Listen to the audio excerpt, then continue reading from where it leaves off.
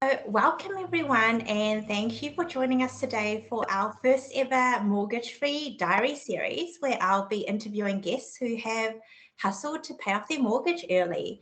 And I'm so excited to introduce our fabulous and chic guest today, Fiona Ferris. And I cannot think of anyone else better to have on our first episode, since she personally inspired my journey to becoming mortgage free after I read her book, Financially Chic, a while ago.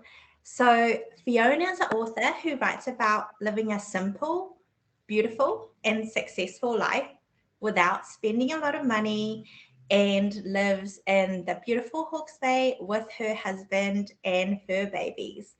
Welcome, Fiona, and thank you so much for joining me today. Thank you, Cathy. So nice to be here, and I'm excited to be part of your show, which I think has a fabulous name. And I'm just excited to chat with you about money and being mortgage free. Yeah, thank you so much. So I'm gonna start off with a few easy, quick questions. Sure. Um, would you mind sharing with us what age you first became mortgage free? Okay, so I would have been in my mid to late 40s. I'm 52 Amazing. now. Yeah. Yeah, nice. And would you mind sharing with us as well how long it took you to pay off your mortgage? It took us 4.5 years to pay off our Oh, mortgage. We wow. aimed for 5 years Yeah, and got so excited that we couldn't stop. I know. that's amazing. It just snowballs at the end, doesn't it? It As well. does. At the end, it felt like we were sort of on this. I felt like we were on that amazing race at the end. I've never watched that Yeah. program, but people seem to be really like racing around and quite Yeah. excited about things. And that's how it felt at the end when we were nearing the end. And we could only pay off a certain amount each time without triggering fees, how Yes. you have Yeah. early payment fees. And Yeah. so they said, oh, you can pay off, I don't know what the amount was at the time, like Yeah. let's say it was $1,000 each Yeah. payment. So we would ring up and pay off that much as soon as we could. And it was incredible. And then it finished and was like, far out, we did it. And it really felt like we'd crossed a marathon finish Yeah. line, but like a fun marathon, not an exhausted in the heat Yeah. marathon. That's amazing. Because I feel like sometimes it feels like, initially you thought it was going to take 5 years and you feel like, well, 5 years takes so long, but then it actually kind of goes by really quickly at the same time as well. Did you find Oh, that? 5 years goes so quickly Yeah. anytime. And yes, when you're looking out into the future, I agree, 5 years does seem a long time. But yeah, it goes by just in a blink. I mean, if you look back over 5 years ago, you think, oh, that just went so quickly. Yeah, that's true as Mm. well. And are you a natural spender or saver? I have been both at times in my life. So when I was young, like a teenager, and I got my first job when I was 18, I had part-time jobs before that when I was at high school, and I just basically spent what I earned, Yeah. my little bits of money. And when I got my first job when I was 18, I wanted to buy a little mini stereo system because I'd moved out of home. Actually, no, I hadn't moved out of home till I was about 20. So it would have been when I was still living at home. And I wanted a little stereo system for my room, which was better than the one that I'd got from, I bought a secondhand one for like $20 and Oh, it wow. was Yeah. old and broken. So I wanted to get a nice little mini system for my bedroom. And crazily enough, I went to the bank and asked for a loan, and it wasn't even that much money. Like, I just thought, what was I thinking at the time that I would Yeah. go to the bank and ask for a loan rather than think, okay, it's not that much, I'll save up. But I didn't. And the bank was very shady, as a normal bank, but Yeah. they said, oh no, that's too small for a loan. Let's get you a credit card. So Oh, I got a no. credit card. Yeah. Um, yeah, I can't remember the exact age, but it wouldn't have been past 20. Yeah. Um, and so I started off with a credit card. And that's how Oh, they got wow. me. Yeah. Yeah. And so I had that, credit card and I put stuff on it, paid off, put stuff on it, paid off. Probably not the whole amount, but maybe the whole amount sometimes. I don't recall the details. But Yeah. then in my early 30s, I was newly divorced. And I remember at my job, we were paid monthly, and the credit card bills due monthly as well. So I'd Yeah. put all my fun spending and things and groceries on my credit card, and then one day it occurred to me that the whole amount of my credit card was the same as my pay. So I had been paying Oh, it off, wow. I Yeah. think, including my other expenses like rent and that kind of Yeah. thing. The rent plus my credit card was the whole amount. So basically, once I paid my amount to pay the Yeah. credit card off, I was back to square one. And one day I thought, I don't like this. There was just something Yeah. in my mind. And I thought, I'm going to not use my credit card at all this month. I'm going to pay it off, but then leave it at home and really just live on nothing for a month. And then Yeah. I was ahead of the game. I wasn't Amazing. Yeah. behind the game. And so that's sort of when I became a saver. Yeah. I have had various times when I've been both, but I'm definitely a saver now. It seems to be self-regulating, which I'm really happy about. I don't have a budget. I don't work out how much to spend each month. Oh, wow. That just That's doesn't amazing. work for me. Okay. Yeah, Yeah. yeah. That's actually really interesting to hear, Mm, because I don't know why in my mind I would have thought, people that pay off their mortgage early, that'd be budgeting, but a lot of people mm, don't want to do that. So it's really nice to hear that you can, yeah, reach a really amazing, audacious goal without necessarily yeah. having to go down the budgeting route. Yes, for sure. It is possible. And Yeah. I think it's when you put the goal first Mm. and you make the goal exciting. Yeah. And when we did have our mortgage that was 5 years that we aimed to pay it off by, we had for the first 6 months when we bought the house, we had a normal mortgage that was like 20 or 25 years, 30 years, Yes. something like Yeah. that. And I was just playing around on an online calculator, mortgage calculator, and I thought, 15 years, that saves a lot of interest. We could do that. That's not that much more per fortnight. It was like every 2 weeks that we paid our mortgage. And so then I went, what's 12 years? What's 10 Yeah. years? And Yeah. I kept on writing down the amounts. And then I thought, what's 5 years? Because even 10 or 12 years is still quite far into the Yeah. future. And 5 years I could actually see. And I went, that's quite a lot. That's really, really a Yeah. lot. But I talked to my husband, Paul, and I said, look, if we could do this, if we could really like make the cheapest fun possible and not Yeah. spend stuff and not go on holidays, like make Yeah. little mini holidays at home or just local rather than go on an overseas trip or something like that, we could Yeah. actually maybe pay off our mortgage in 5 years. And he got quite excited too. And he Yeah. said he still remembers that day when I was sitting at the dining table in our little house that we just bought, saying, "Look at these amounts. Like we could maybe do that." Yeah. That's amazing. I'm And getting excited yeah, just hearing you talk about it. yeah.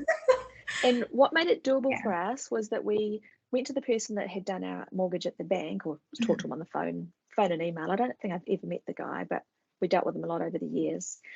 And I said, can we do this? But can we go back to our old amount if we can't handle it? Yeah. Like, can we give it a good go, but not Yeah. be stuck in this high amount? And he said, totally. You can roll it back to the original time if you Yeah. want. Yeah. And Nice. that was the backstop for us, that it wasn't scary. Yes. Yeah. You could always change later, right? If it didn't work out. Yeah. Totally. Amazing. And, I think obviously paying off a mortgage early is not really the normal thing in our society. Like you said, most Mm, mortgages are, 25, 30 years, or mm. people get mortgages on top of that and extend their term later as well. So it might even be longer. So where did you get your inspiration of becoming mortgage free from? I know you said you were obviously playing around with the numbers. Had you before that heard of someone else doing it, or did it just you just decided I'll play around with it and see how it goes, and it kind of went from there? In my 20s, I sort of skipped my 20s and my money story, but I worked for financial planning companies as a secretary, like in the office. And over the course of several years, I worked for 3 different companies. And I used to see the clients coming in, and there would be a lot of older people with their retirement funds and that kind of thing. But there was also, surprisingly to me, young people coming Yeah. in as well, and they were setting up a unit trust or something like that.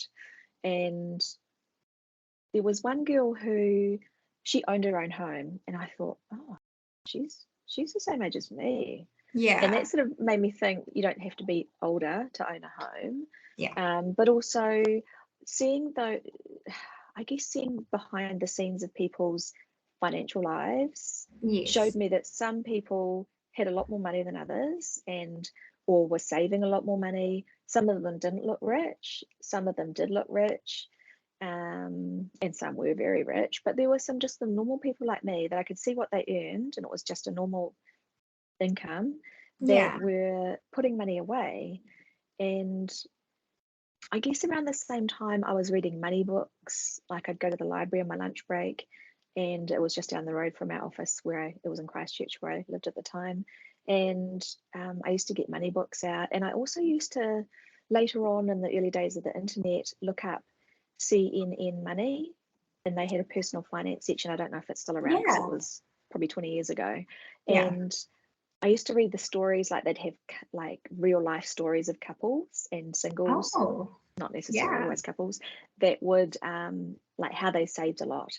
And they'd say, oh, we did these things, but we didn't want to be thrifty in this area, so we did it our own way, Yeah. and we paid off our mortgage early, and we saved this. And they were often American, so they didn't relate exactly to us here, but Mm. they gave me inspiration that, like, that's a fun goal to work towards, to Yeah. get ahead with money. And there was another person that came into our life too. It was a friend of my husband's, one of my husband's best friends, his brother, and he is second in charge at one of the major banks in New Zealand. Like, he's very high up, Yeah. and he's such a down to earth, really cool guy. And we saw him one day, and I'd only met him a few times. And because he works for a bank, we were talking to him about money and things. Yeah. And we were saying how we were paying off, it was at the time when we were paying off our mortgage early. And he said, when you don't have debt, you have options. Yes. And that has So always true. stuck with me. Yeah. Like, you don't, like, I don't have to go to work now. Like, I write my books for Yeah. sure. It's amazing. But if I didn't, I probably could just not go to work. Yeah. And to be not having to work at 52, like, I probably would, because I'd like the extra money, but Yeah. I don't have to. Yeah. And it's the same with my husband. Like, I mean, when you're younger, you have to finish a job on Friday and start your new job on Monday if you change jobs. Yes. Yes. Like, Yeah. but if you've sort of gotten a bit ahead of the game with money, you don't have to be like that. Like, Yeah. when we moved here to Hawke's Bay from Auckland, we had paid off our mortgage, and I was just starting out writing my books. And my husband didn't work for 10 months when we Oh, moved here, wow. That's like a bit amazing to have before that and a bit choice. after. Like, he started looking for a job as soon as we Yeah. got here, but we had to stay on so that we could sell our house and sell our business in Auckland. And we weren't rich by any means, but there wasn't that pressing thing of a huge mortgage to pay. Yeah. And I've seen it with people too that I know, that might have had a terrible health diagnosis, or something else, that you've still got to go to work because there's a big mortgage. Yes. Yeah. Yeah.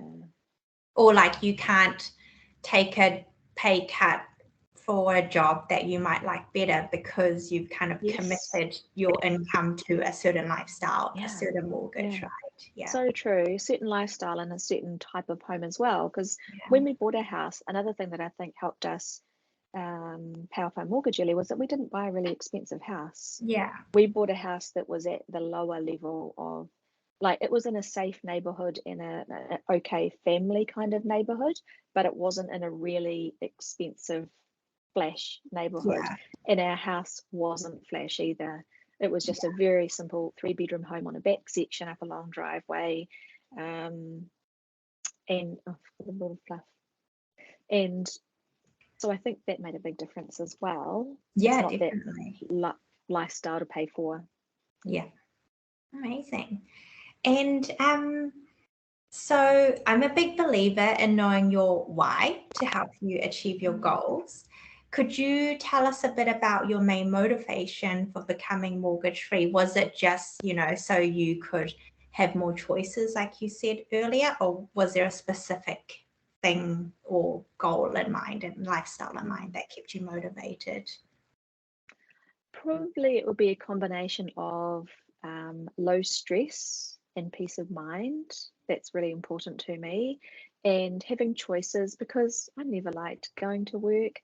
Yeah, I it wasn't that I didn't like working. I'm such a homebody. I just love being at home. yeah, And it was a tear to leave each day because I remember thinking this so long ago. We, whether we're renting or buying a home, we spend so much time and energy paying for it and mm-hmm. decorating it and Yes, cleaning it yeah, and, all that kind of yeah, thing. We're never there. We're gone yeah, 5 days a week for most of the day, and we come back in the winter. You leave in the dark and come home in the dark. And it yeah, feels like you only have this, 1 or 2 days on the weekend to enjoy your home, and then it's straight back to work on Monday. I thought there's just really something wrong here. Like, I want to enjoy my home. yeah. So That's so I true. really Yeah, wanted to be at home and not yeah. just, yeah, be in an office. And offices are never, I mean, I've always had an office job apart from when we had our shoe store as well. But yeah, home is just the nicest place that I can think of to be. So that Yeah, was the big why. Yeah. no, that's amazing. Thank you for that. And what was your biggest challenge during the journey and how did you overcome this? Hmm. I really don't feel like we had a massive challenge. Like it was a really fun and invigorating time. So yeah, I mean, we learn how to make our own fun on not much money. Yeah. Um, and I think it really helps that you have the same kind of partner because if Yes. you are with somebody that's pulling in a different direction to you, it's going to be hard. Yeah, It's that's so true. you're not, yeah. I Yeah. just So I think I was lucky in that respect that and sometimes I think it is like that you can do your best to choose a good person Mm, that's right for you, yeah. but you don't always realize till you're down the track. Yeah. Maybe that's why I got divorced the first time. Anyway, Yeah. even though I felt like we were okay on like not Yeah. completely pulling the different directions, but Paul and I are so perfect for each other, right? That I feel like I just got lucky that we like to do the same things. Yeah. We both like inexpensive hobbies because you can spend a lot on Oh, stuff, yes. you Yeah. know. Like if your partner has a really expensive hobby, then that would be difficult and maybe that would be a big challenge. Yeah, So that's true. Because you yeah, I don't want really to be feel the one telling them, no, you can't do no, this because I want to do this, exactly. right? Yeah. Yeah, because I wouldn't like that either. If I had a hobby that cost a lot and I really loved it, then I wouldn't want someone telling me I can't do it either. Yeah. So I guess it helps that you, yeah, choose the same kind of lifestyle and Yeah. have the same kind of values. Yeah. And maybe even encouraging people to have a conversation around money earlier on, right? Because at the end of the day, I guess it is quite an uncomfortable topic, but then it is also quite important to be on the same page about money because I think it is one of Mm, the biggest causes of divorce. So, yes. And yeah, stress. Yeah. yes, yeah, definitely. Mm, And so the fun part, I think you kind of already touched on that briefly or yeah. this briefly already, but what kind of lifestyle has been mortgage free early given you? Well, like I said, the fact that Paul didn't need to get a job straight away, or we didn't need to worry about him getting a part-time or a temporary job before we left Auckland to move to Hawke's Bay, because we sold our business in December but didn't move until June or July, yeah. And then he started a new job in October, so that's Amazing. quite a big deal. Yeah, And for the fact that I could start writing my books and not like I already had started them when we had our business, but I hadn't built it up Yeah. to be able to support me. And so I could sort of not have that pressure of having to earn money. Like I thought perhaps I could get a part-time job when we moved. But then I thought, well, I don't actually need to, and I can just spend that time writing my books and doing what I enjoy at home. So that was really cool. And I guess it's just looking forward to retirement, later years as well, without stress, like having a home that's paid off. And knowing that if something happens, because stuff always happens. I mean, we've had this cyclone here, and that's a major deal here, and we've got things to pay for that aren't covered by insurance, like all our fences and our paddock are down. We've got a massive gum tree that came down. It's absolutely huge, and that all costs money to fix, and it wasn't covered by any kind of insurance. So just because it's just not, there's lots of other people in our situation too. So it's in the fact that my little dog had her accident last week and needed an emergency surgery. Those kind of things, it's money, but I've got the money. And it's kind of just it's just so relaxing to not stress that I can't pay for that, medical bill, or damage to our property just lies there that it can't be fixed because it's not money. Because it's already a stressful situation, right? And then to add money stress on top of it would make it very hard, whereas you just completely remove the kind of money stress out of the equation. Amazing. And in terms of paying off your first mortgage, did you ever end up getting another mortgage, or how did you feel in general about getting another mortgage after it was paid off? So when we left Auckland and moved here to Hawke's Bay, we didn't have a mortgage, but the house, it's a property with 4 acres of land. It was a little bit more, so we did get a mortgage temporarily, and now that's gone though. That's paid off as well. So I think once you've been mortgage free, you're very intolerant of having to pay interest each month and have this debt. And so we got rid of that as quick as we could. But we did also do a little bit of splurging, like we did some interior decorating and bought some furniture because we didn't really have any furniture. Well, we had two nice sofas that we'd bought, but all of the rest of our furniture was so old and secondhand, and it was just almost rubbish. And our bed fell apart when we moved here because it was just so old, and I had damaged it by moving it one day when I was vacuuming, and so it was just hanging on for dear life. And we moved it, and we got a new bed when we moved here, and we moved that one into a guest bedroom. And as we were moving it, it just all fell apart. Oh no! So it's got to be firewood. So we did spend a little bit of money buying things, but we did that sort of in a savvy way as well. I felt like we went to auctions. There's an auction here where people would sell furniture, and we went there and got stuff we liked at really good prices, like far less than going to a furniture store. Amazing. And it's green as well. That saved us a lot of money. So we did spend a bit when we got here, and put a little bit of a stamp on our house, because our first home we treated like our own rental. We didn't decorate it at all. Like we kept the same carpet, which was old. Even though it was clean and okay, it was still 30-year-old carpet or 25-year-old carpet, and we didn't paint. We just did the things that needed maintenance, like some things in the bathrooms needed actual maintenance, and we did that.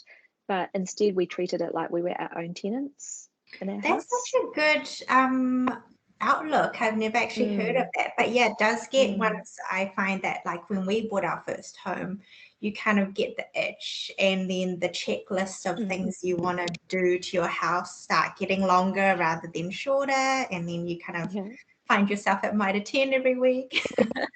And that can be a trap as well, can't it? Totally. Because you can buy a lot of DIY stuff that you didn't know you needed. And tools and I think that's Yeah. probably where my husband is the spendiest on his tools, where he Yeah. seems to be able to justify it, saying that it'll cost because it's for less the if I do house. it myself. Yeah. Yeah. So was that Mm. quite an intentional thing because you had the goal of paying off your mortgage early in terms of your first home, treating it Yes. like a rental? Yeah. And it wasn't our dream home either. Yeah. It was just a place to live.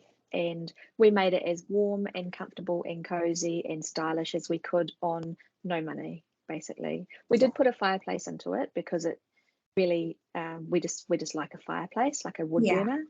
So that was Nice. an investment. But apart from that, we just kept it maintained and good, just as if we would, if it was a rental, Yeah. for people to live in and be comfortable and have a nice place. So when we got to this new place that was our dream home, we wanted to do things that we hadn't done in the other place and wallpapered and paid people to do it because we're not really handy. Yeah. And so we did have the mortgage to start with from that, plus the fact that it was a bit dearer, a bit more expensive than a home we sold. But like I said, that's gone now. Yeah. And Amazing. yeah, so that's where we're at. Nice. Did you find it hard to like physically go get a second mortgage, or in the back of your mind had you always thought, look, this isn't our dream home, we'll pay it off and then, we'll upgrade and get another mortgage later on, but also pay that off quickly? We had hoped that we wouldn't need to get a mortgage coming to the new home, but we didn't. We were sort of open to what kind of price we would be willing to go to. Yeah. And there were other homes in different areas that were far more expensive, and we just thought, well, we're not going there because we don't want to have that much. Like Yes. that was a big proper whole nother mortgage again, like a big Yeah. proper one that would take a long time to pay off. Yeah. So we got a home that was in an area that didn't need as much, and it was just like an interim smaller one. And we didn't need to apply for a mortgage because we have a revolving credit account, like an Oh, yes. overdraft. Yeah. And so that was just sitting there empty, like at zero. We had money in Yes. it. Yeah. So we could just use that and pay it off as quickly as we wanted to. Okay. Amazing. And I know some people get into trouble with those. And Yes. I've seen people get into trouble with those if you aren't a person that can naturally sort of enjoy looking at your money and enjoy being thrifty and want to Yes. get back to that zero as quick as Yeah. possible out of the overdraft. So it's not something I'd necessarily recommend if, people might have better luck if they have that thing where they apply for a certain amount and have paid off over 5 years or 10 years, if it's a small extra Yeah, mortgage. definitely. Yeah, and even because part of our strategy as well was we kind of got a certain amount of revolving credit each year, and that was kind of the part that we'd try to pay off each year. But even our mortgage advisor was like, look, most people don't do well with these, so usually she suggests people to not get them because people always have the intention of paying it down, but they end up drawing it all back out again eventually. And it just stays at a certain level forever. Yes.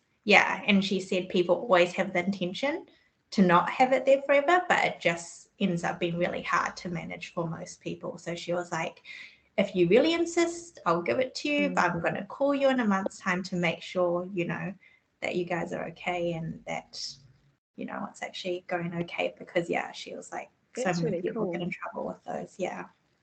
So it's good that you mentioned that as well. Yeah. And with that, we've got doing some outdoor work at the moment. Because basically we did some decorating when we got here. We moved here 5 years ago, nearly 6 years ago. And after the first year or two, we did some decorating and had bought some furniture. Then we let it settle for a year or two and didn't do anything. Yeah. And now we're thinking, like, what's the next project? Because we want to sort of maintain and upgrade the home and sort of add value, but have little breathing spaces in between each one and pay for it and build up some, cash again. So we've sort of gone onto our second wave of doing something, and we've done some outdoor renovations with tiling and one of those louver roof systems that everyone's getting at the moment, to make a nice outdoor Yeah. room. Yeah, Yeah. like Very a sort of, exciting. I guess it's like a conservatory, but it's not really, like, yeah, that kind Yeah. of thing anyway, outdoor area. And at the time, we'd booked it way out into the future because it took like almost a year for the company to sort of fit us into their schedule Yeah. to do the louver roof system, and then the tiling would come after it. And at the time I thought, oh, we might need to use that overdraft to pay for some of it. But then I said to Paul, this is the goal, this is the next audacious goal. I want us to save and earn enough so that we don't have to use the overdraft at all. Yeah. Nice. And he's like, oh, it's a lot though, and it's, only this time next year. And I said, Yeah. yep, let's put it out there though, let's put it out into the universe, Yeah. and whoosh it into reality, Yeah. and make Love it it. that's our fun goal. And so we did that, like we talked about that, I mean. And the funny thing is, you don't know what the universe is going to do, because this massive cyclone happened, everything was delayed, and we got some insurance money for some stuff that was ruined, and we cashed in we had some Napier Port shares that we thought, they're not actually going to do very well, because of, like, that's the only shares we have. We had a parcel each as residents of Hawke's Bay, and we cashed those in because of what we thought might happen in the future. So we've got Yeah. delays happening with the outdoor area work being finished, and also extra money in chunks come in, and we probably won't need to use the overdraft. Like, I can see that we won't need to use the overdraft. Yeah. Amazing. So it's like, oh, you don't know what's going to happen. Like, I Yeah. don't think I caused the cyclone, I hope No. not. But you don't know what's going to happen when you put your audacious goal out there and just say, this is what I want, universe. This is Yeah. what I want to happen. Yeah, definitely. I'm such a big believer of that as well. Yeah. And then it's kind of nice to reframe your mindset as well to, if works are delayed, it means I have more time to save up for something, rather than, being upset about delays, right? Yeah, exactly. And I am interested to know as well, because we all talk about how, what we hear and see about money growing up affects usually how we handle money when we're older. What kind of money conversations did you remember having growing up, and do you remember being taught specifically by your parents about money, or was it more just in conversation, or just what you saw them do? Yeah, we didn't really talk about money. So it was basically what I saw. My parents were very traditional. My dad went to work, he had his own business, he was an engineer, and my mum stayed at home and looked after us. There was 4 children. So I just, I didn't really get any money messages, apart from maybe that the dad earns it and the mum has to make it work. Yeah. Yeah, maybe. Like, my dad was a good man, but he also spent the money if he wanted to without really consulting my mum. Okay. Yeah. Sometimes, and that caused a bit of tension at Yeah. times. I've got a beautiful painting in my hall, because my dad's passed away now, that I inherited from him, and it's a really gorgeous oil painting, and he bought it when I was 5 years old, and my parents we just moved into a house that they'd built. We had no carpet, but he came home with this oil painting that he just really liked at an antique shop. And Mum said, we've got concrete floors. Why do we have this oil painting? Dad's like, it's beautiful. I just liked it. And he just bought it. And Mum said, I would have rather have had carpet. Yeah. So maybe that's like, who's got the money, who's got the power. Okay. Yeah. If you think about it. So maybe that made me think, I would like to have my own money, and I don't want to sort of be beholden to a person, or a bank, or a credit card company, or anything like that. Yeah. No, fair enough. And that actually leads us well into one of our next questions, which is, do you have joint or separate finances, and how important do you think that is? we have joint finances and everything's joint. And I think it's really important as long as you trust the other person. But then if you didn't, why would you be married to them, in my opinion? I think it's so important to have joint finances. I guess it just works for me, because there's no secrets. You can't hide anything from your partner, and you're working towards the same goal. You're working towards something together rather than maybe being in competition with each other, or saying, oh, I paid for that, you pay for this. And if it all just goes into one big pot, then I think that's the best thing that you'll and I guess you have to trust that the other person's not just gonna spend money without you knowing. Like, we sort of have a natural, my husband and I have a natural thing that if it's a big amount, we're gonna talk to each other about it. But I guess, smaller amounts, you just spend them. But definitely joint all the way. Because I am actually interested to know as well, because you mentioned that, you don't do formal budget or anything like that. Do you have set times where you sit down with your husband to talk about money, or is it more just in passing you'll mention it if it does need to come up? Otherwise, it's not really a structured kind of process for you. It's not really structured, but we do really love talking about money together. And not just money, but like our goals, and like I'm into goals and self-development and that kind of stuff. I love to write my goals down and do all that geeky stuff.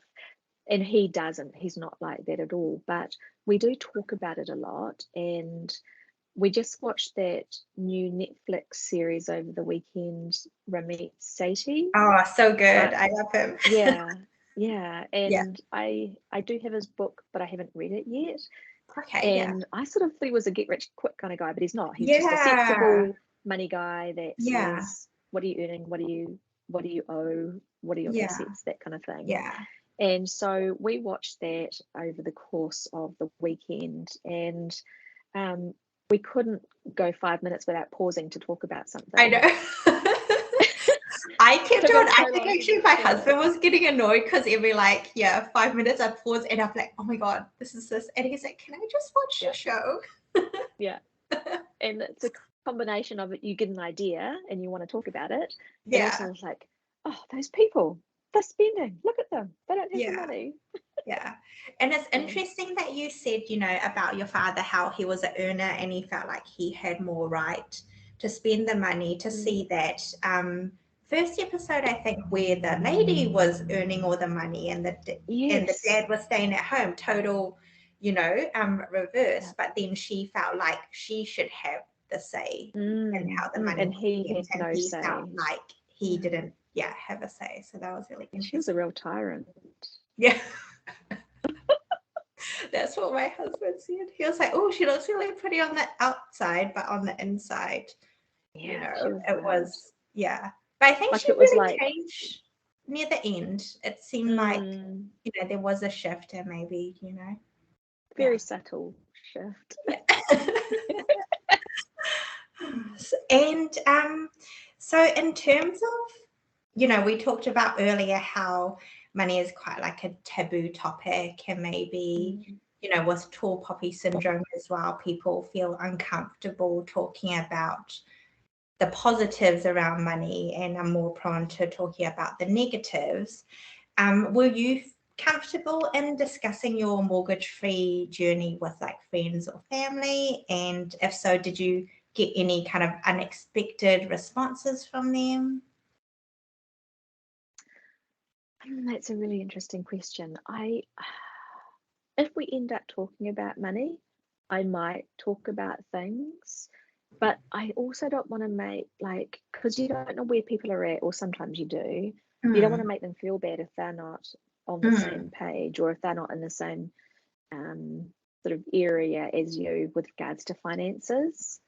I would like it if we talked about money more, but we don't really talk about money a ton with my friends or family. I have a few family members that I do talk about money with. And I love that we can be open. But I think it's harder with other people that might be approaching things differently and not making decisions that you might make and That's making true. things Yeah. harder for themselves. Like, I wouldn't even know where a conversation like that could go. Yeah. But I would love it if someone just came to me and said, you guys have done really well. Can you show us what you did? Can you, like, I'd love to be a budget advisor and Yeah. help people get ahead, because it's just so fun and exciting for Yeah. me. And I couldn't think of anything better than saying, right, show me what you got. Like, Yeah. be that guy. Show me the And numbers. yeah, and sort of working things out and saying, look what you could do. Like, I would love that, but no one's asked me yet. So And I think as well, in terms of, obviously you've got your book, Financially Chic. I guess Mhm. that actually tells a lot about your, you being mortgage free and a lot around your Yes. finances. So I guess if maybe you feel like if you're Hey, yes, I've I got think my I should have copy it on here. Kindle. I'm actually also amazed at how many books you've been able to write, because I was literally looking at my Kindle the other day and I've got more Yeah. than 10 of your books. So Oh, thank you must you. I have hope you've enjoyed written them all. so I've many. written 19 books, Oh, wow. That's and amazing. I don't count the blog books that I published at the beginning. So Yeah. I count them as the books I actually wrote, not just, Yeah. the little ones that I started out with.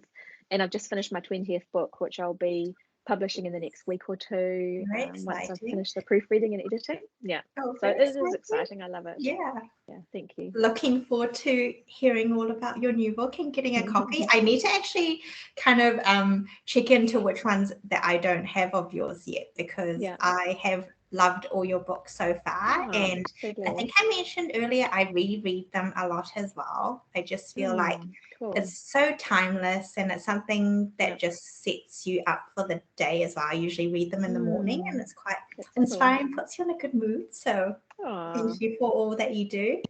that's how I intend them. So I'm glad they come across like that. Like, Yeah, I want them to definitely. be positive and inspiring and motivating and Yeah. spark off new ideas and, yeah, like you say, put you in a good frame of mind. Yeah, definitely. Cool. Because I used to read the news, and now I'm like, I'm Mm, gonna read Fiona's book instead, because the news is usually doom and gloom and kind of usually a lot of negative things. So totally. And yeah, yeah. doom, gloom, negativity, and it makes you so grumpy because you can't fix those things. Yes. Like, yeah, I know. I get sucked back into the news every so often, like with the cyclone. We Oh wanted to see what yes. was Yeah. going on because we were the Yeah. news. Yeah. And same when we had COVID, that time, like you Yeah. just thought, what's happening? Like, you watch the news. Yeah. But yeah, it just feels so much better to back out and not partake as much. Yeah, definitely. I'm quite lucky as well, because my husband, he's very much into reading the news. So he'll read like the New Zealand news, he'll read the European news, and he'll tell me if something, important is happening. So I'm like, Yeah, so you can still be informed. I'll be informed by you if it's important. Otherwise, I'll go off reading my books and doing my journaling in the morning. Yeah, yeah. Yes, yeah, my husband's the same. Like, I guess maybe guys, it doesn't affect as much, but he reads the news and tells me what's happening if I need to know it. Yeah. And in terms of, I'm all about living a life that you love now while still saving and investing for the future. True. What was a non-negotiable cost, if any, that you did not give up during your mortgage-free journey? I think a couple of things that come to mind. One is entertainment, and we did entertainment in our own financially savvy way. And two is that we did staycations often in Oh, yes, Auckland yes. when we had our store and when we were actively paying off our mortgage really quickly. So we had a 7-day-a-week business that we ran between two of us. And for a couple of years, we had one part-timer, but for the rest of the time, it was just me and Paul. So we didn't actually really have any days off together apart from Christmas Day and Easter. Wow. So we had to figure out a way that we could have little mini breaks and just have daily fun as well. So our daily fun was our entertainment, and there was no streaming back then because it was 2010, 2011, maybe even before that, around that time.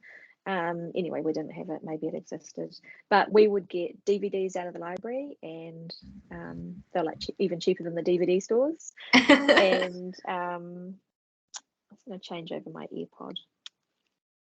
This one's gone flat. Let's see.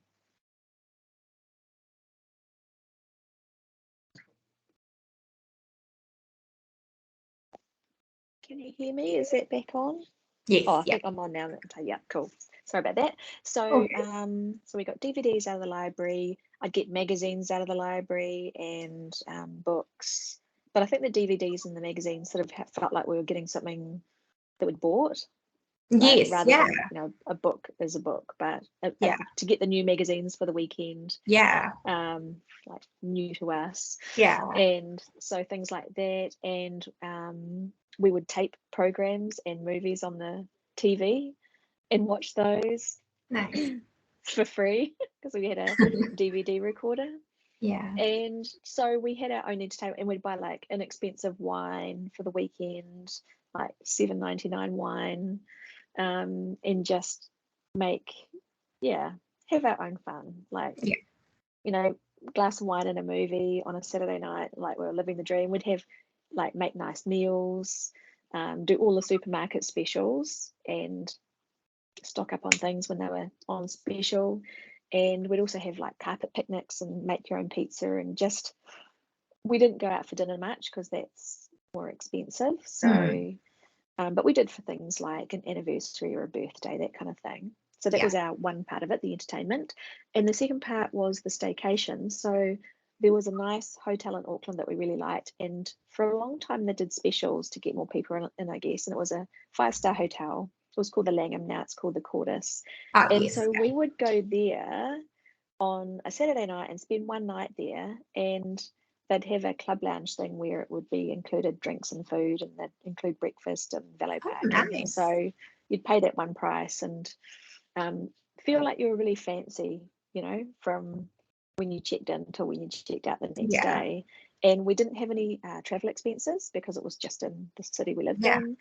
And we also didn't need to take time off work because we could go there after work on a Saturday when we closed at 4 and have a nice night. And then our shop opened at 11 o'clock on the Sunday. So nice.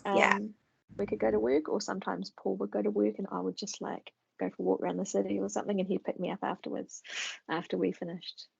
So that was another thing that we did. Those two things probably were our non-negotiables to make it fun while we were still getting ahead on our goals. Yeah, amazing. Thank you for sharing that. And so I'm not sure if you listen much to Dave Ramsey, but he always says that the grass feels different when a mortgage is paid off. Do you feel different or feel different around money since not having a mortgage? It definitely feels more relaxing, more free. I do really like Dave Ramsey. I haven't followed his baby steps, but I know about them and appreciate them. And I think it's cool that people have a system they can go through to do that. And you know, just from a book, you don't need to buy anything expensive to follow them. And another, just in passing, another quote that I love of his, he said that live like no one else today so that you can live like no one else tomorrow. Yeah, that one's so good. Yeah. Love that so much. I hadn't heard the grass one. That's really cool too. Yeah. It does feel nice to own the house. The bank doesn't own it. But more importantly, when you're going into, I think about retirement a lot, but it's, you know, a wee way away for me. But I just think like not having to pay a mortgage, not having to pay rent, there's still expenses, but it's way less than if you have to pay one of those two things. And that's a big thing for me as well, to feel secure about the future. Like that's security, and I think that's the grass thing as well. Like, I agree. Yeah. Love Dave. Yeah. And this is actually something that I hear people ask about a lot in terms of investing more versus paying off your mortgage early. So if you don't mind sharing, would you mind telling us whether you invested outside of KiwiSaver whilst you were paying off your mortgage, and kind of what led you to that decision, whether you did or didn't? That's a really good question. We do have KiwiSaver. It's a pension plan here in New Zealand, and we've got some index funds, like drip fed every month. Not a huge amount, but an amount each month that goes out with an automatic payment. And I think we started those up probably. I think it would probably be near. I don't think we had them when we had the mortgage being paid off, but maybe they overlapped a little bit. But for me, I would just put everything into the mortgage rather than. It just doesn't make sense to me to be investing money when you're paying more in interest. Okay, yeah. So kind of just like focusing on that goal as well of paying off the mortgage. Yeah, focusing on that goal. I know there's time in the market that is important for investing. And maybe if I was doing a 20-year mortgage, I wouldn't wait for 20 years to start investing. Yeah. But since we had this short plan, this 5-year plan, it was just like throw everything into there. Yeah. Fill that bucket up first and then do investing. Yeah. That's what I would do. Okay. But everyone's different. Yeah. And obviously nothing we're talking about here today is financial advice. It's just for inspiration, motivation. And just what worked for us. Yeah, totally. Yeah. And what is the best money advice someone else has given you? I think the dude that worked for the bank that told us when you don't have debt, you've got options. I don't know if that counts as advice, but that really stuck with me. Yeah. And Dave Ramsey's Live Like No One Else Today, so you can live like no one else tomorrow, also really is important to me as well. Like, make those sacrifices today so that you can live a different life. Because most people, like, I like being different to most people. Most people do what everyone else does. And that's never, I've always been a bit of a rebel. Yeah. Like, not a proper rebel because I look normal, but I sort of feel like I just do the opposite things to a lot of people sometimes. Yeah. Which is definitely good in terms of money. Because unfortunately, most people aren't doing great with their money. Like the status quo is, living beyond your means or living paycheck to paycheck. Yeah. And sort of believing marketers that it's fun to go shopping every weekend and, just spend money on more stuff. Like, it just feels nicer to not spend the money and not have the stuff and not have that clutter, because it does end up being clutter. I've done that before. Back when I used to use my credit card all the time. I would declutter all the time, and I think, I am so good at this. I'm just constantly cleaning out my wardrobe. But it was just a revolving door of money and clothes that were still good. And now I just wear my clothes out. Like, I'll wear my jeans till they break, when the insides of the legs disappear, me too. And it's like, oh damn, those are ripped. Oh well, I got my money's worth out of them because I've worn them so often they're literally worn away. Definitely. And I feel like for me personally, because I used to be quite a shopaholic as well myself when I was younger, and I feel like decluttering actually after a while really puts you off buying something, because it really makes you double check, do I really want this? Is this going to stay with me for the next 5 years, or am I going to not want this in a few months? And it kind of makes you second guess yourself before buying something, or just wait before buying something to see if you really do miss it or really do want it, in a few months' time. I agree. Yeah, it definitely, when you declutter, you don't want to shop. And I think I'm the kind of person, I always just have stuff around me, even though I don't shop as much as I used to. I just seem to attract stuff, so I'm always decluttering and always trying to use things up. like enjoying using them up, but not stocking up on things before I need Yes. to. So when you're focusing on using things up and getting numbers down of things that might be a repeat offender for you, like for me it's Yeah. body products. Like I love body products, and I'll buy something new before I've used the last lot up. So Yeah. when I'm actually focusing on using things up, which is sort of a decluttering in a way, and also pantry items is the same. Like I always seem to have a full pantry. Yeah. It puts you off buying more because you want to see that space and you want to have that freedom of space in your bathroom cupboards or kitchen. Yeah, definitely. And so you've already got a lot of tips and knowledge from your books, Financially Chic and 100 Ways to Live a Luxurious Life on a Budget. And also, because I've been actually reading your other books recently, and I realized that pretty much all your books have kind of financial advice or ways to live well or not too much money sprinkled here and there. Yeah, And it's just how I live really. Yeah. yeah, which is fabulous. But I guess, do you have any kind of 3 top tips for people watching or listening to this on how to become mortgage free? I do, and I even wrote them down so I Oh, wouldn't forget them. amazing. Okay, so my number one tip is to dream of your ideal lifestyle and create a vision for yourself and sort of think, oh, what would it look like if I, didn't have any mortgage, like if I had no money worries, what would that look like for me?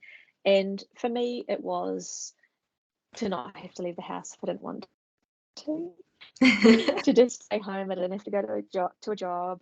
Yeah, And it's like, oh, one day when it's like on a Tuesday morning and it's pouring with rain and it's like 7 o'clock in the morning, I don't have to like get on the bus and go to work. yeah, Like that'd just be a dream to me. And it still is a dream to not have to leave the house. Like sometimes I'll be here 2 or 3 days, don't even go anywhere. And I just like to stay at home as much as possible. And if I have an appointment or have to go and get some groceries, it's like, I suppose I have to go out. But it's a hard life, I Fiona. just I just love being at home, as I said. And so if it's like a pouring with rain morning and I'm just sitting at my desk, which is, in my little home office, writing my books, and I just think I'm just so lucky. Like this is what I dreamed about, and that's what I used Yeah, to dream about. So number one is to create that vision for yourself. And number two is to get your partner on board. And like, even though Paul and I are similar, we I guess in the early days, we sort of had to learn to dream together. mhm, And we took our honeymoon 6 years after we got married because we didn't have any money at the time. Like we went straight back to work after 2 days when we got married. Like we just wanted to get married. We didn't want to wait a year and have a long engagement. Our engagement was 4 weeks long. We just oh, decided like wow. he proposed, and then we just decided, oh, we just want to get married. Like, let's just go to the registry office and get married. But we ended up having a small wedding because my mum would be grumpy if we didn't have a Yeah. wedding. So we didn't have a honeymoon for 6 years. And I remember being on when we went to Hawaii for a honeymoon. Nice. And before that, we were working 7 days a week between us and after as well, of course. And we were just walking around together in the sun and like going out of a hotel down the beach, going browsing around the shops. And I was saying, like, imagine if this was what our life was like. Imagine if we could just like spend every day together and be in the Yeah. sun and go on holiday. And it's like, that'd be nice. So just, you have those little things that you can put into your partner's mind if they're not maybe on the same page as you and you don't want to nag them not to spend much. You can just say, imagine if we could have our mortgage paid off early, or wouldn't it be nice if we could have, a big holiday every year that was fully paid for and not go into debt for it, and just have those little dreams that you just pop in here and there and just talk about. And it's sort of like a more easygoing, fun way to talk about money rather than we Yeah. need to do better, we need to pay, we're behind or whatever. And number three, what did I write down? Yes, to make it a fun game. To make it a fun game while you're getting your goals sorted, while you're paying off your mortgage, and just see like just brainstorm all the ways how you can make it more fun and easier. I love it. Did you, just out of my own curiosity, did you have any like charts that you'd tick off or color in or anything like that? Or was it more just logging in and seeing the number kind of decreasing? I love a spreadsheet. I Yeah. love spreadsheets. And so I don't know tons about spreadsheets. I don't know the real basics, like, auto sum and putting a date in, that's about it. But I loved making little projections of when we could pay things off by. And I guess the mortgage calculator did that for us in the big thing, but in a day-to-day banking where we could sort of have the money going in from our pay and the mortgage going out and making sure that all our bills were still paid for, I would have it projected out forward a month or two. And I still do that, and I check it not every day like I used to, but every week for sure.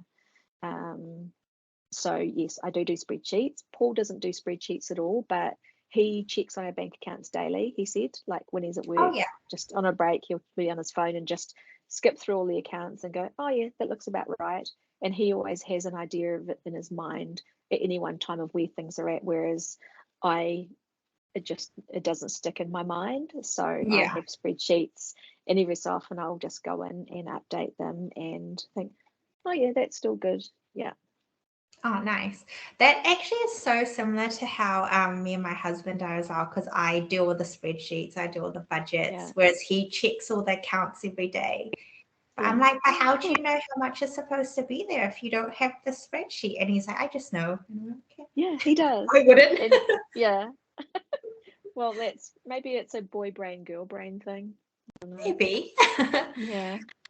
So thank you so much. So that's pretty much all the questions I had for you today. So thank you so much again for coming on and discussing this with me. I'm sure it's going to inspire so many people to hopefully become mortgage free as well. And everyone listening and watching, I'll be including Fiona's links for her books in the show notes. And you've also got an Instagram account, Fiona Ferris NZ, if I've got that right, and also howtobechic.com with your blog as well. Yeah. So yeah, make sure to check that out. As I said, I personally read her books all the time. They're really, really good for inspiring and motivating you and just living a beautiful life with a beautiful mindset. So thank you once again. Thank you, Cathy. I have so enjoyed our conversation, and I really appreciate having me on your show. Yeah, thank you. Okay, goodbye, everyone. Okay, see you, everybody.